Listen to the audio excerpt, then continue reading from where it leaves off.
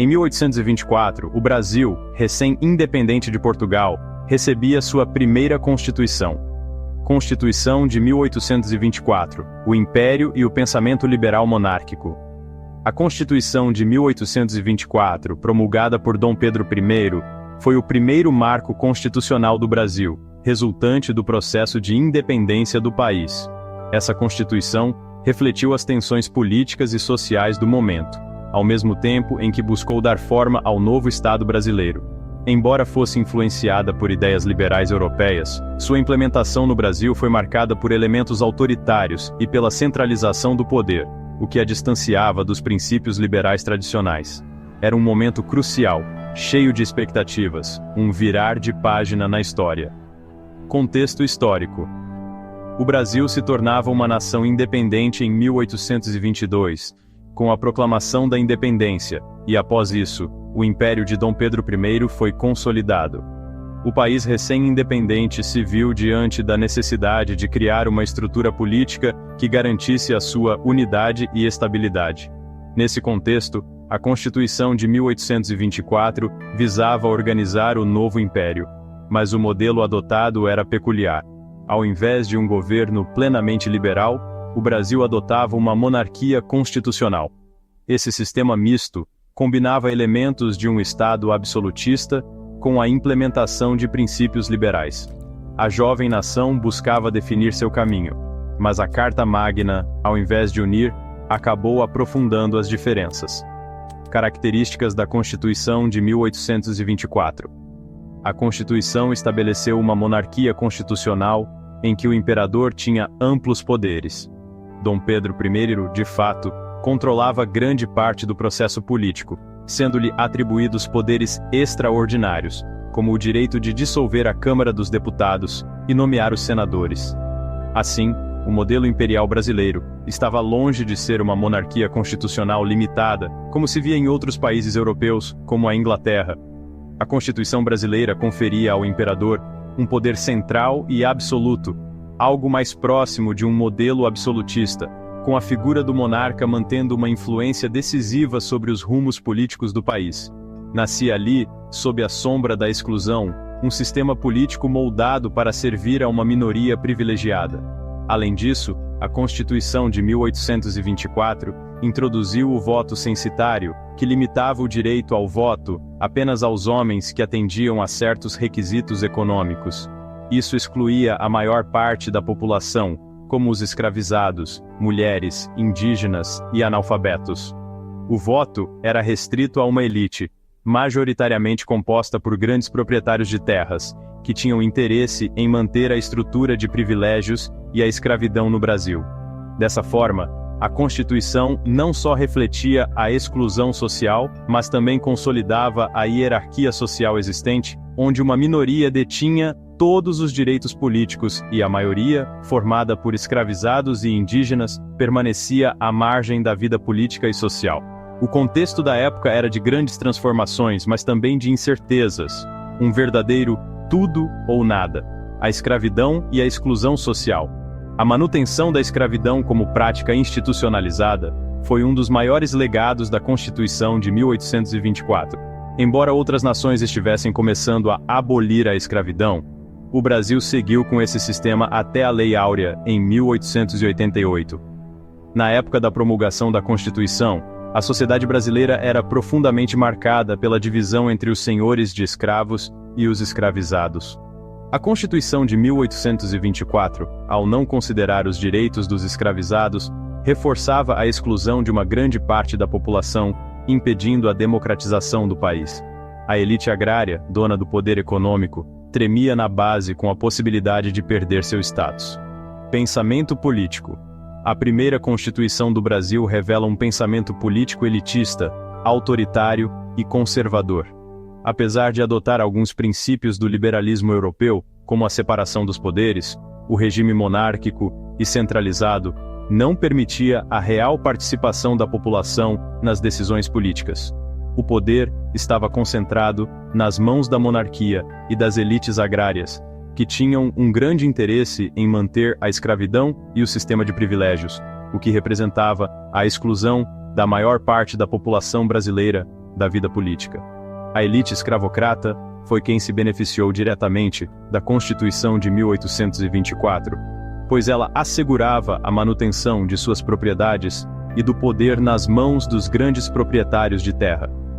Além disso, a estrutura política estabelecida pela Constituição reforçava um Estado centralizado, com um imperador com poderes decisivos e com um sistema legislativo que, na prática, não representava amplamente a população.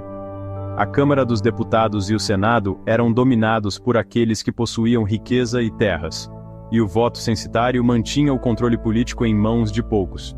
Dessa forma, o modelo político não avançava para uma verdadeira democracia, mas sim para uma monarquia de interesses restritos. A solução encontrada? Moldar a Constituição aos seus interesses, como um bolo de aniversário só para eles, garantindo a manutenção do status quo. Um país de excluídos. O Brasil, sob a Constituição de 1824, era um país de excluídos. Embora o país estivesse se estruturando politicamente, a exclusão social era um fator predominante. A grande maioria da população brasileira, composta por escravizados, mulheres, indígenas e analfabetos, não tinha acesso aos direitos civis e políticos. A Constituição refletia esse quadro de exclusão, ao instituir um sistema que privilegiava uma minoria de ricos e brancos, enquanto a maior parte da população vivia fora do espectro da cidadania plena. Essa elite, herdeira de uma mentalidade colonial, via o povo como incapaz de participar das decisões políticas, como se política fosse coisa de gente grande. A escravidão, pilar da economia e da estrutura social, era vista como natural e necessária, uma jabuticaba brasileira.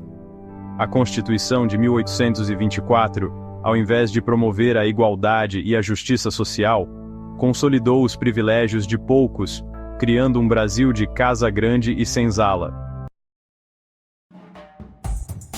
A Constituição de 1824 instituiu no Brasil uma monarquia hereditária e constitucional. O imperador, figura central do sistema, detinha amplos poderes, uma verdadeira chave de cadeia do país. A ele cabia não apenas o poder executivo, mas também o famigerado poder moderador, um coringa na manga. O poder moderador, idealizado por Benjamin Constant, visava garantir o equilíbrio entre os poderes. No entanto, nas mãos do imperador, tornou-se instrumento de controle e autoritarismo, um verdadeiro cabide de emprego para os amigos do rei. Podia dissolver a Câmara dos Deputados, nomear senadores e até mesmo suspender magistrados. Imagine, um poder de manda-chuva. Essa concentração de poder nas mãos de um único indivíduo, embora justificada pela busca da estabilidade política, uma gambiarra para evitar conflitos, minou a essência de uma verdadeira democracia. Em resumo, a Constituição de 1824 foi uma tentativa de estabelecer uma estrutura política para o Império Brasileiro, mas, ao fazê-lo, acabou reforçando as desigualdades sociais e políticas do país. Sua centralização de poder nas mãos da monarquia e sua estrutura de exclusão criaram um sistema que não promovia a participação popular nem a justiça social.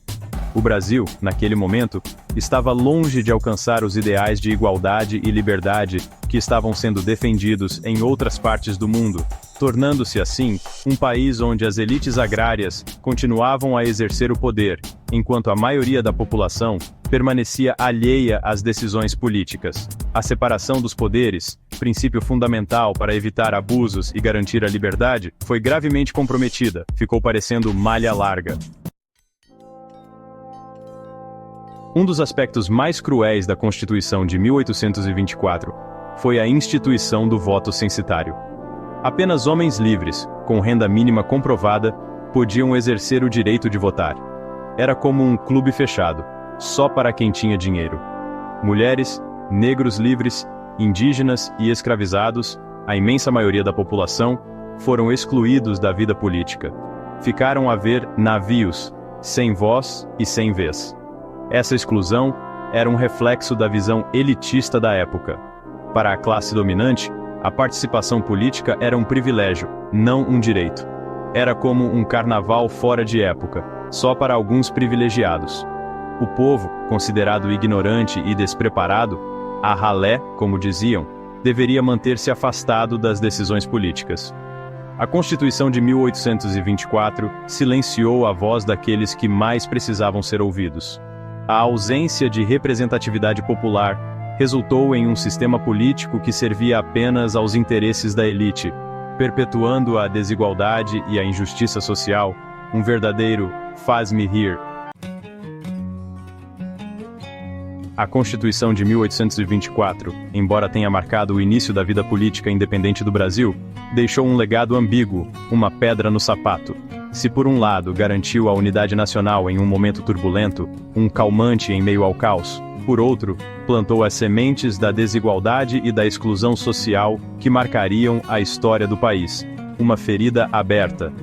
A excessiva concentração de poder, a falta de representatividade popular e a perpetuação da escravidão foram marcas profundas que a República, proclamada em 1889, demoraria décadas para tentar superar, um pepino para as futuras gerações.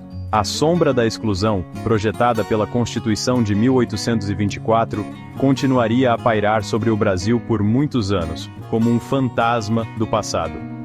As lutas por direitos civis, por justiça social e por uma democracia mais representativa, que marcaram o século XX no Brasil,